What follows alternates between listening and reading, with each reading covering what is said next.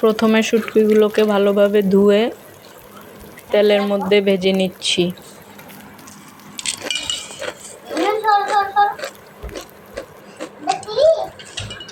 তারপর একটা কড়াইতে তেল, পেঁয়াজ, টমেটো, একটা বেগুন কুচি দিয়ে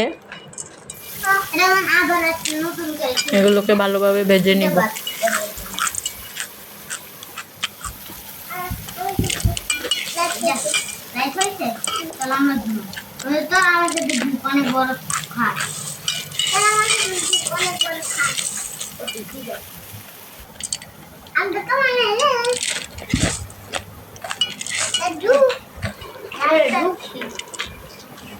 এবার এর মধ্যে পরিমাণ মতো হলুদের গুঁড়া, মরিচের গুঁড়া,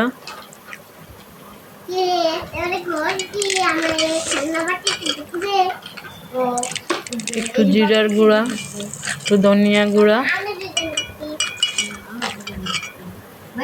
দিয়ে ভালোভাবে মশলাগুলোকে কষিয়ে নিব।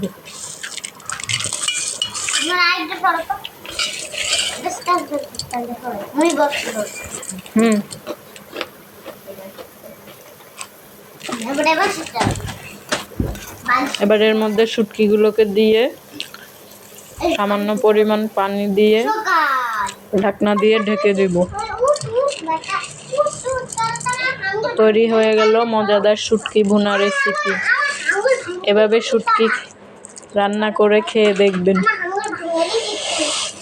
বারবার খেতে মন চাইবে।